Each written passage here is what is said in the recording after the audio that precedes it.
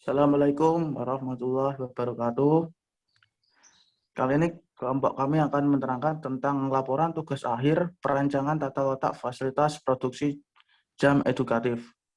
Disusun oleh Hadidja Kurniawan 20185706, lalu saya Hafiz Lukman Ariki 2018570015.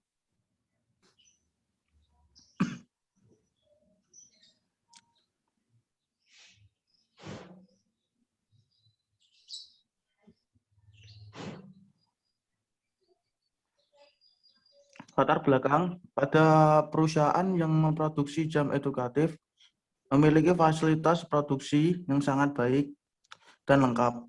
Namun tata letak masih kurang baik. Selain itu, dari penambahan jarak yang lebih panjang, waktu pembuatan yang lebih lama akibat jarak yang ditempuh, tempat penyimpanan produk jadi yang kurang memadai, serta belum dimilikinya pengaturan pola aliran umum yang baik bagi perusahaan untuk dapat meminimumkan jarak tempuh dalam mengerjakan juga menjadi penyebab kurang efisiennya proses produksi.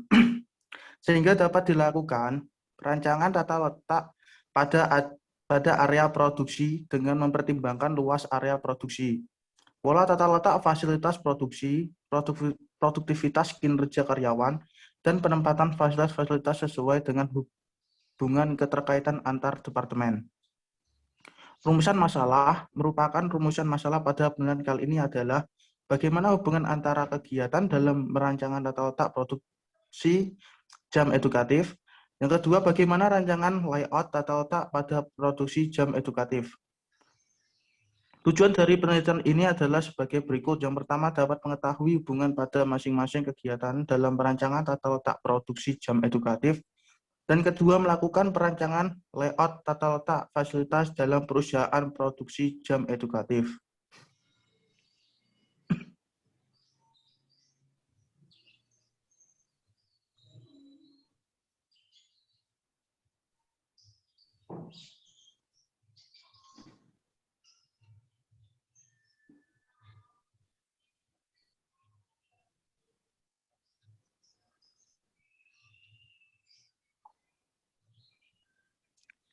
Metodologi praktikum.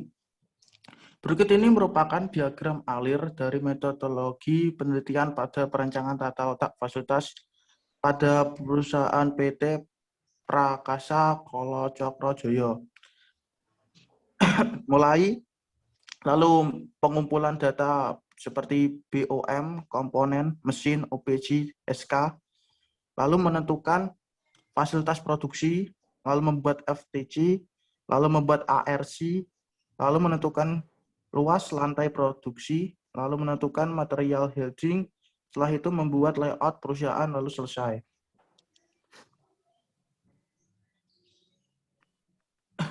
Langkah-langkah yang dilakukan dalam praktikum ini, pertama itu diawali dengan pengumpulan data, yakni berupa dimensi per part, mulai dari panjang komponen, lebar komponen, dan tinggi komponen. Jumlah produksi, OPC, BUM, jumlah stasiun kerja, dan stasiun kerja yang didapatkan dari penentuan terlebih dahulu. Kemudian, melakukan perancangan fasilitas produksi yang dibutuhkan di stasiun kerja seperti lantai produksi, gudang bahan baku, penyimpangan produk jadi, toilet, rest area, kantor, loker, dan lainnya. Keseluruhan fasilitas yang telah dirancang dilanjutkan dengan pembuatan layout produksi dengan menentukan pola aliran material. Setelah itu dilakukannya perekapan material handling yang digunakan seperti troli dan hand pallet. Tahap selanjutnya yaitu luas ruangan dari setiap departemen-departemen yang ada di perusahaan beserta luasnya pabrik secara keseluruhan, serta fasilitas penunjang seperti toilet, musyola, klinik, parkir, lobi, dan sebagainya. Setelah itu melakukan pembuatan hubungan antar departemen dengan menggunakan activity relationship chart pada tahap terakhir yaitu pembuatan rancangan layout secara keseluruhan pada pabrik.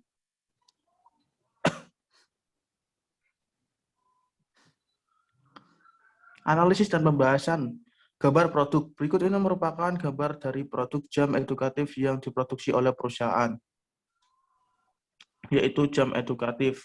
Perusahaan memproduksi jam edukatif dengan desain yang sangat berbeda dibandingkan jam edukatif yang lainnya. Hal ini dikarenakan jam edukatif memiliki kesan yang lebih ceria, dan estetik. Jam edukatif ini mempunyai suatu kelebihan seperti setiap angka memiliki bentuk yang berbeda-beda dan dapat dibongkar pasang angkanya layaknya sebuah puzzle serta memiliki warna yang cerah sehingga dapat memancarkan kebahagiaan dan bahan yang digunakan premium dan tahan lama. Volume produksi.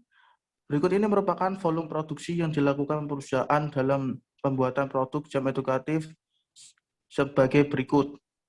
Yang pertama pada bulan Januari dengan demand 650, Februari 600, Maret 587, April 593, Mei 603, Juni 644, Juli 445, Agustus 550, September 667, Oktober 675, November 680, dan Desember 650.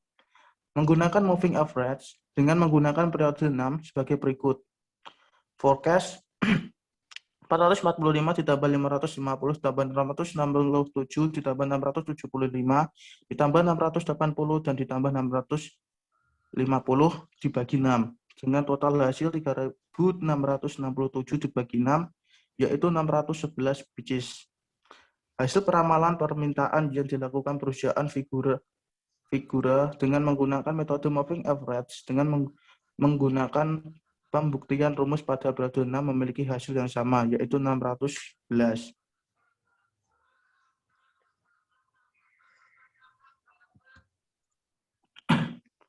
Ketentuan komponen. Adapun ketentuan dalam kebutuhan komponen yang akan digunakan, yaitu yang pertama kerangka jam dengan keterangan buat, jarum jam buat, lalu mesin jam beli, puzzle angka membuat, stiker khas buat, dan tali jam beli.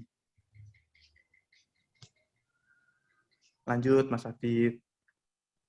Selanjutnya, analisis proses. Yang pertama yaitu BOM. Berikut ini merupakan gambaran bill of material dari produk jam edukatif. Ada 3 level dari BOM ini. Yang level 3 berupa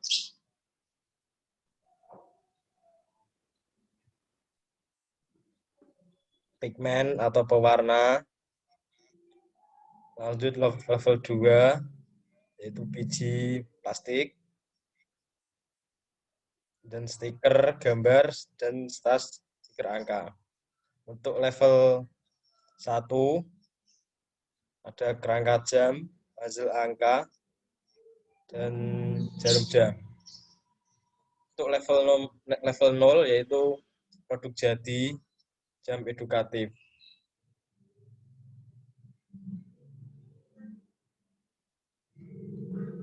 Yang kedua, JIP produksi. Berikut ini merupakan data JIP pada produksi jam edukatif dalam 1 bulan. Minggu ke-1, bulan Januari sebanyak 150 unit. Minggu kedua 150 unit. Minggu ketiga 150 unit. Dan minggu keempat 161 unit. Yang ketiga adalah OPC dari produksi jarum jam edukatif.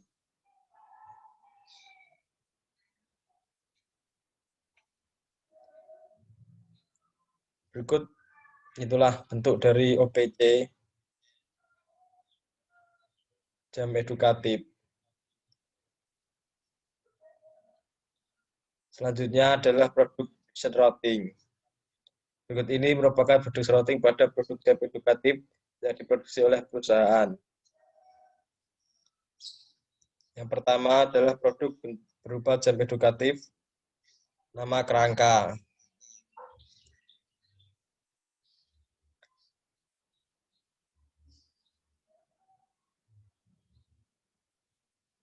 Nomor 01, jenis operasi, pola, tools, software, atau CAD. Yang kedua, nomor operasi 2, jenis operasi, injection, mesin injection, nisai. Yang ketiga, finishing dengan tools, cutter. Selanjutnya, puzzle angka. Nomor operasi 04, jenis operasi pola, tools software, AutoCAD. Nama operasi 5, jenis operasi injection, mesin injeksi, nisai. Nomor operasi 6, finishing, dengan toolsnya cutter. Selanjutnya, jarum jam, dengan nomor operasi 7, pola, dengan menggunakan tools software AutoCAD. Selanjutnya, nomor operasi 8, jenis operasi injection, mesin injection nisai. Selanjutnya yang terakhir, tool 9, finishing, dengan tools cutter. Penentuan jumlah mesin. 1 yaitu mesin injection. Pada pembuatan kerangka puzzle dan jarum jam edukatif membutuhkan proses penginjeksian untuk mencetak part tersebut dengan target 9 unit per hari, jam kerja karyawan 8 jam. Waktu penyelesaian proses penginjekan cetakan selama 2 menit atau 0,03 jam dengan jam kerja selama 8 jam dan jeda mesin 1 kali sehari selama 1 jam. Jadi kebutuhan mesin untuk melakukan proses produksi diperlukan 1 unit mesin saja untuk memenuhi volume produksi 25 unit per hari. Selanjutnya precedent diagram. Dapat dilihat pada tabel berikut ini.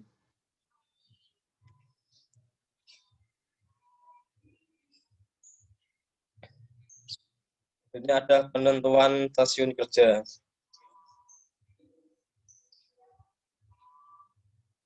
Berdasarkan hitungan yang telah dilakukan, stasiun kerja optimum adalah 4 stasiun kerja.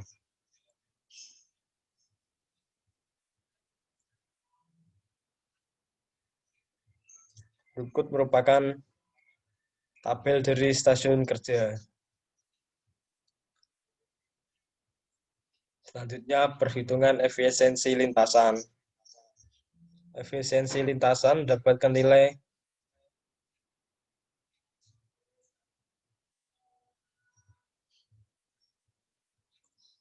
1,065. Balance delay yaitu ukuran dari ketidakefisienan lintasan yang dikarenakan dari waktu menganggur karena penampatan yang kurang sempurna disebut balancing loss. Balancing delay dapat dihitung dengan rumus seperti berikut.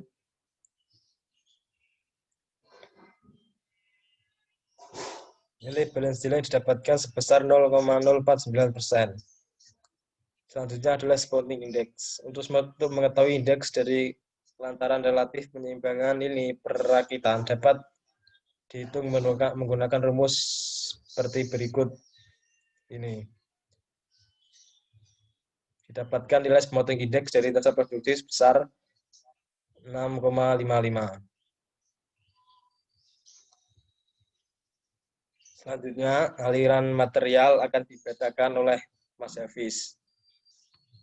Tentunya dipersilahkan. Aliran material yang digunakan yaitu pola aliran garis lurus karena pola yang paling mudah dikendali dan diidentifikasi karena sistem material handlingnya yang umumnya menggunakan konveyor lurus. Pola ini biasanya digunakan pada proses produksi yang berlangsung singkat dan relatif sederhana, di mana jarak perpindahannya pendek dan hanya terdiri dari beberapa komponen produksi saja.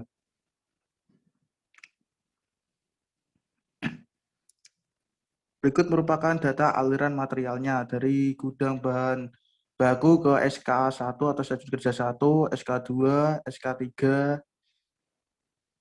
SK4, lalu ke gudang produk jadi.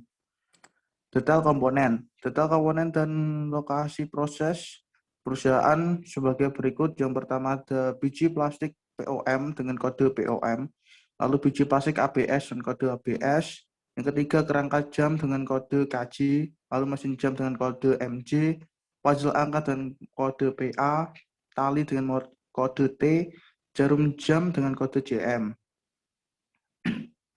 Lalu ada kode yang lainnya yaitu seperti R receiving, lalu GBB gudang bahan baku, SK1 stasiun kerja 1, SK2 stasiun kerja 2, SK3 stasiun kerja 3, lalu I inspeksi dan P penyimpanan produk jadi.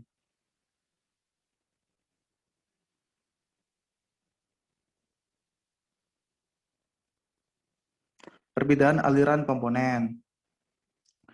Berikut ini merupakan aliran komponen dari titik awal perpindahan ke lokasi pada proses produksi jam edukatif.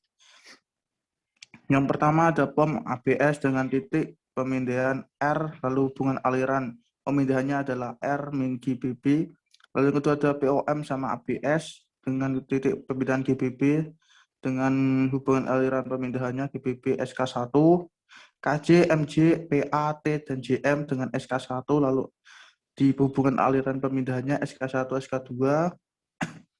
Ada KJ, MJ, PA, T, JM dengan SK2, SK2 sama SK3, lalu KJ, MJ, PA, T, JM di SK3, hubungan aliran pemindahannya di SK3 dan SK4, KJ, MU, PA, T, JM di SK4 dengan hubungan aliran pemindahannya SK4 dan I, lalu KJ, MJ, PA, T, MJM di titik pemindahan I di hubungan aliran pemindahannya I dan P. Lalu ada tata letak ARC. Berikut ini merupakan activity relationship diagram pada proses edukasi jam edukatif. Di gudang ada gudang bahan baku dan gudang produk jadi. Sedangkan di produksi ada ruang produksi, ada toilet, di fasilitasnya ada toilet, musola, klinik, tempat parkir truk, tempat parkir mobil, tempat parkir motor, lalu ada pos satpam, lobi, kantin, office 1, office 2.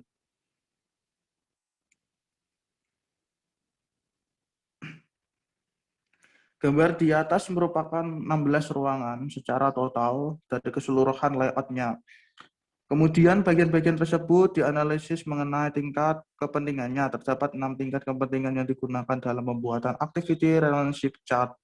Berikut merupakan 6 tingkatan kepentingan yang dibahas tadi. Yang pertama ada A, yaitu mutlak perlu didekatkan. Lalu ada E, sangat penting untuk didekatkan. Lalu ada I, penting untuk didekatkan. Lalu O, cukup atau biasa. Yang U, tidak penting. Yang X, tidak dikehendaki berdekatan. Lalu ada nomor kode. Berikut merupakan nomor kodenya. Yang pertama itu menggunakan catatan secara bersamaan, 2 menggunakan tenaga kerja yang sama, waktu 3 menggunakan space area yang sama, 4 minimalkan material handling, yang kelima urutan aliran kerja, yang keenam menggunakan peralatan kerja yang sama, 7 kemungkinan adanya bau yang tidak mengenakan, ramai, dan lain-lain. Sedangkan 8 derajat kontak personil yang sering, 9 derajat kontak kertas kerja yang sering dilakukan, 10 kemudahan akses, dan 11 suara bising.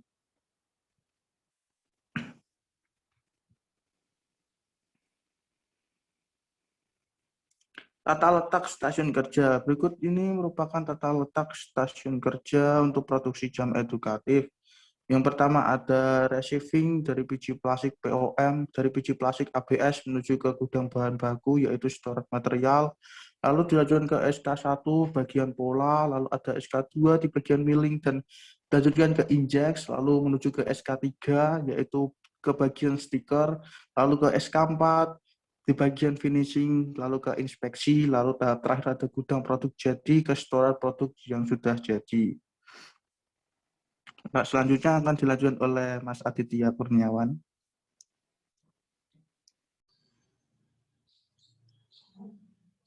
Selanjutnya adalah perancangan fasilitas dan kebutuhan kantor.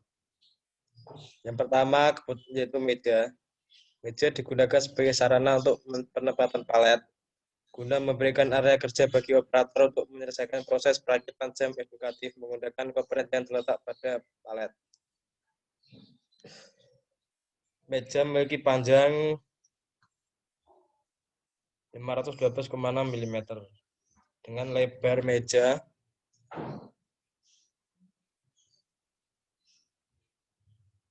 yaitu 355,3 mm dengan tinggi permukaan meja 329,3 mm. Fasilitas selanjutnya adalah kursi.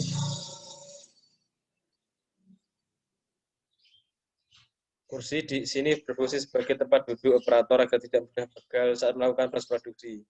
Dalam perancangan kursi diperlukan kesesuaian dengan tubuh pengguna agar kursi tersebut nyaman ketika digunakan. Perhitungan kursi operator adalah sebagai berikut. Tinggi kursi yaitu tinggi popliteal manitap center 95% dan allowance 425 mm ditambah 42,8 mm sama dengan 470,8 mm. Selanjutnya lebar alas kursi yaitu lebar panggul persentil 95% ditambah allowance yaitu 392 mm ditambah 39,2 mm sama dengan 431,2 mm. Selanjutnya panjang alas kursi yaitu panjang popliteal persentil 5% tambah allowance 405 mm tambah 40,5 mm sama dengan 445,5 mm. Konveyor sebagai salah satu alat yang membantu pemindahan barang dari satu stasiun kerja ke stasiun kerja lainnya. Konveyor merupakan satu alat yang digunakan untuk mentransfer atau memindahkan alat, komponen atau perkakas kerja. Konveyor di sini berfungsi untuk memindahkan dan mengantarkan palet dari satu stasiun kerja ke stasiun kerja lainnya. Konveyor yang digunakan adalah conveyor belt.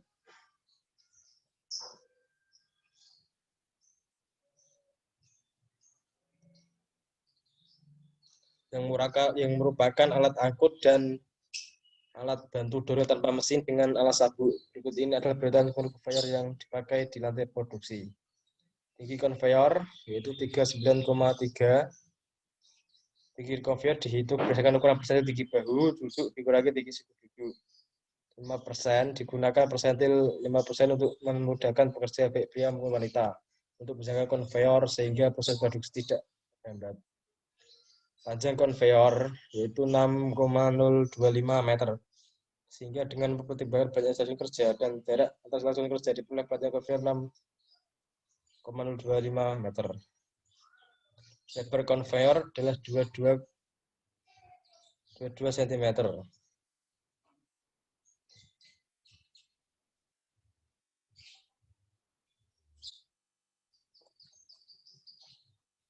Berikut merupakan gambar dari konveyor yang digunakan. Selanjutnya menentukan kebutuhan kantor. Kebutuhan kantor yang diperlukan adalah AC, komputer, meja, kursi, printer, dan telepon. Kebutuhan AC pada kantor menggunakan rumus sebagai berikut. Panjang kali lebar kali tinggi kali faktor 6 kali 37 kali jumlah orang kali 600. Dengan hasilnya 21,780 gitu. Ya, artinya AC-nya diperlukan untuk ruangan 5 meter kali 6 meter dengan tinggi 3 meter membutuhkan 2,5 PK dan memakai watt sebesar 2.500 watt.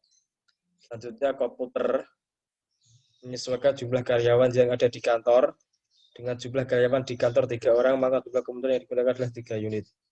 Untuk meja karyawan juga menunjukkan jumlah karyawan yaitu 3 meja, dan meja untuk tamu berarti untuk kantor dengan lebar 5 kali 6 meter membutuhkan 3 meja karyawan dan 1 meja untuk tamu. Selanjutnya adalah kursi, juga menyesuaikan jumlah karyawan, namun untuk tamu disediakan 2 sofa, jadi kursi yang dibutuhkan adalah 3 kursi untuk karyawan dan 2 sofa untuk tamu. Selanjutnya adalah printer. Di dalam ruangan kantor seperti 3 buah, di mana masing-masing karyawan memegang 1 printer. Dan terakhir adalah telepon. Di dalam ruangan kantor terdapat 3 buah telepon, di mana masing-masing karyawan memegang 1 telepon kantor.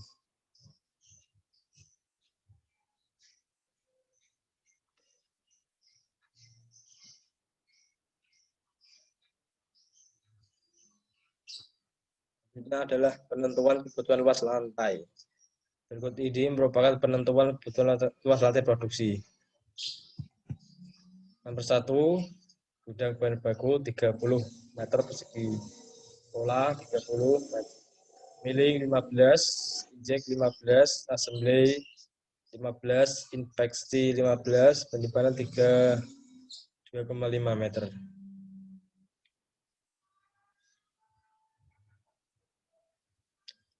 Selanjutnya material handling. Berikut ini penentuan dalam memilih peralatan pemilihan barang.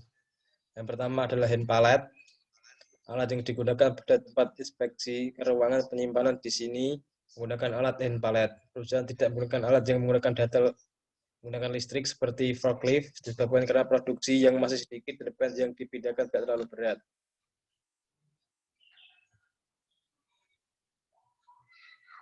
Ukuran yang digunakan pada hand pallet adalah 1220 mm kali 685 mm. Alat ini terbuat dari material besi dengan kapasitas daya beban mencapai 1,5 ton. Dilengkapi dengan roda PU. Alat ini sangat efektif digunakan pada bidang industri, pabrik, gudang, atau di lingkungan perkantoran. Selanjutnya adalah troli. Pada pemindahan barang selain menggunakan hand pallet, juga menggunakan troli. Troli digunakan saat melakukan pemindahan dari receiving ke gudang bahan baku, dari gudang bahan baku ke masing-masing stasiun kerja. Berikut itulah gambar dari troli barang. Ukuran pada troli di sini lebar 900 kali 600 dan kali 1000 mm. Troli Vapon berpikir baja tahan karat untuk memudahkan pengangkutan peralatan dan material lingkungan yang higienis. Semua konstruksi baja tahan karat basis lembaran yang diperkuat. Pegangan dorong berbentuk tabung rel penahan perimeter penuh roda dan poli putar yang direm.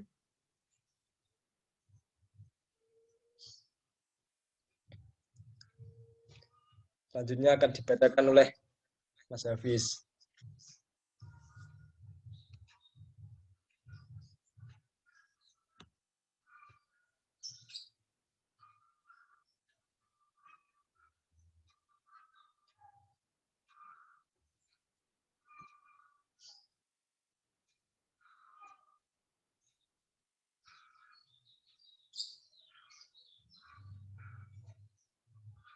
Hafiz.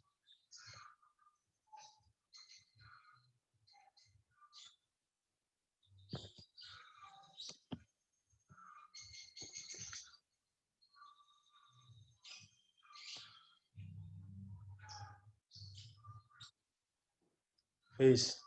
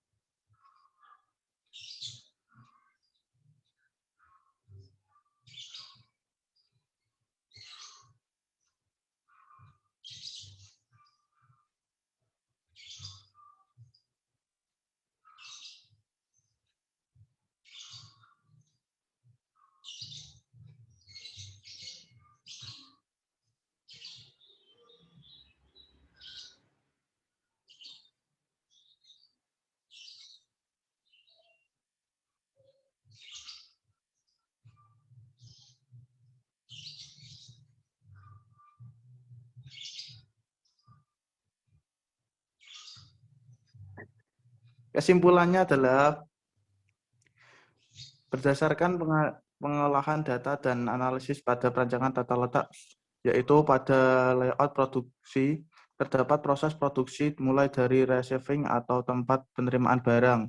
Nah, selanjutnya akan disimpan di gudang bahan baku. Setelah itu baru dilakukan proses produksi yang terdapat 4 stasiun kerja. Produk yang sudah jadi akan disimpan pada gudang produk jadi. Dalam perancangan fasilitas produksi, diperhatikan beberapa faktor untuk mendukung sisi ergonomi yang sesuai dengan perencanaan fasilitas produksi. Hal ini dilakukan agar para pekerja dapat bekerja dengan optimal dan menghindari cedera dan atau kecelakaan kerja di lantai produksi. Sekian dari kelompok kami. Jika ada salah kata mohon dimaafkan.